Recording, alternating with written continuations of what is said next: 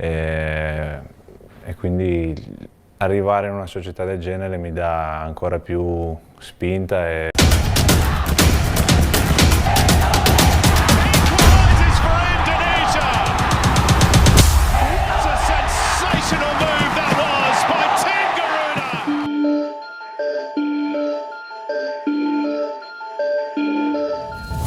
Anggota Esko PSSI Arya Sinulinga membeberkan rahasia di balik minat banyak pemain keturunan untuk memperkuat timnas Indonesia.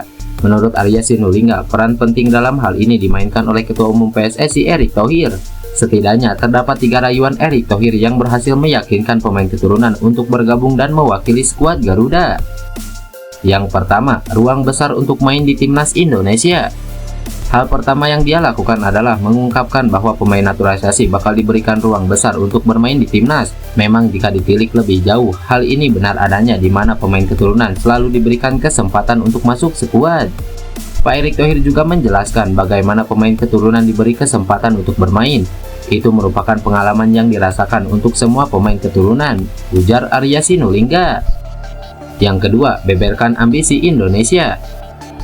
Erick Thohir lewat promosinya pada pemain naturalisasi mengungkapkan bahwa dia memiliki proyeksi untuk menjadikan Indonesia sebagai negara besar di bidang sepak bola untuk kedepannya.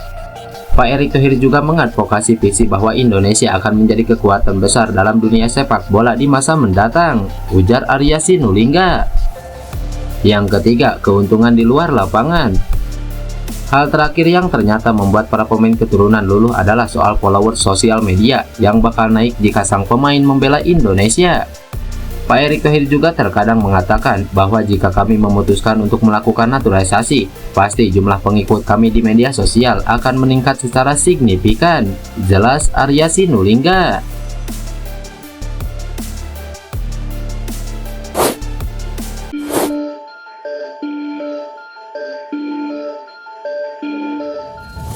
Ketua Umum PSSI Erick Thohir menemui kiper Inter Milan Emil Audero. Keduanya juga bersalaman dan berfoto bersama.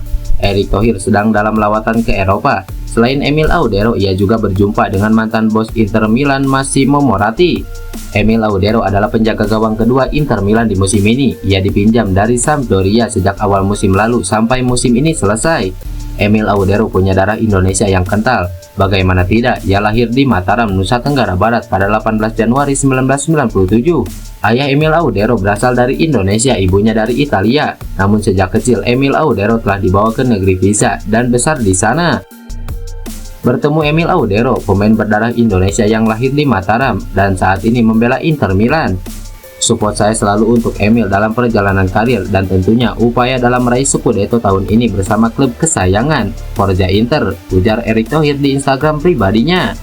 Postingan Erick Thohir di Instagram yang bersalaman dengan Emil Audero lantas diserbu netizen. Netizen menyoroti statement Erick Thohir yang menyebutkan jika sudah salaman berarti pemain tersebut sudah deal dan akan diproses naturalisasinya.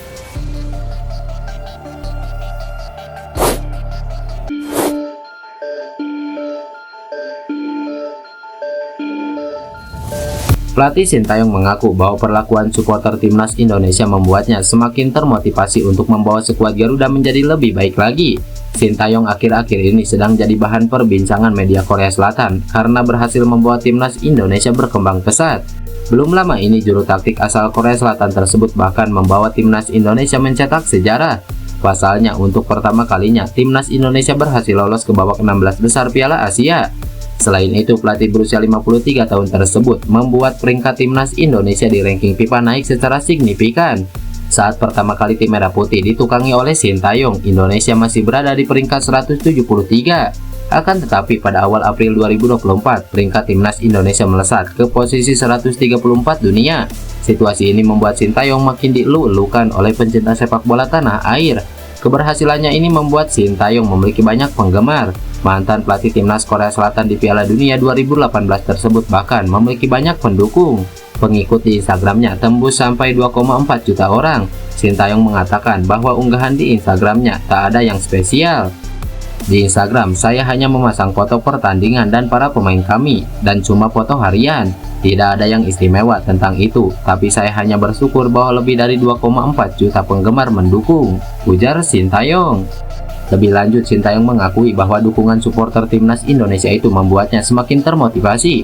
Dia menyatakan bahwa melihat dukungan luar biasa itu membuatnya ingin membawa tim merah putih semakin meningkat. Mantan pelatih Songnam FC tersebut berbagi cerita bagaimana antusiasme supporter timnas Indonesia saat bertemu dirinya. Saat supporter bertemu dengannya, dia selalu dimintai waktu untuk berfoto. Saya merasa harus melakukan yang lebih baik. Kemanapun saya pergi, orang-orang meminta saya untuk berfoto bersama mereka. Ketika mereka melihat saya di jalan, mereka bersorak dan mengejar saya sambil berteriak, "Sintayong!" ujar Sintayong. Saat ini Sintayong tengah fokus menukangi timnas Indonesia U23. Garuda Muda akan menghadapi Piala Asia U23 2024 yang bakal berlangsung di Qatar pada 15 April hingga 3 Mei mendatang.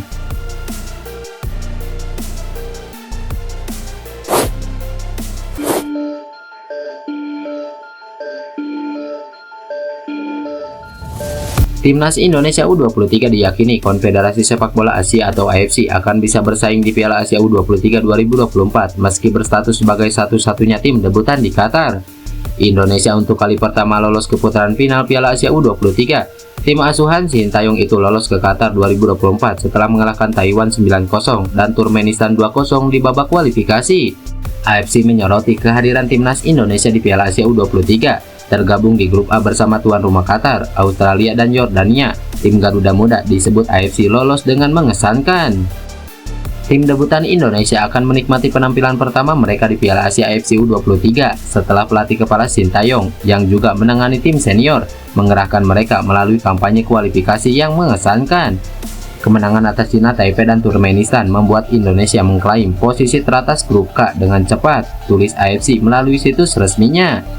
AFC sudah merilis skuad resmi timnas Indonesia U23 untuk Piala Asia U23 2024 yang berisikan 23 pemain.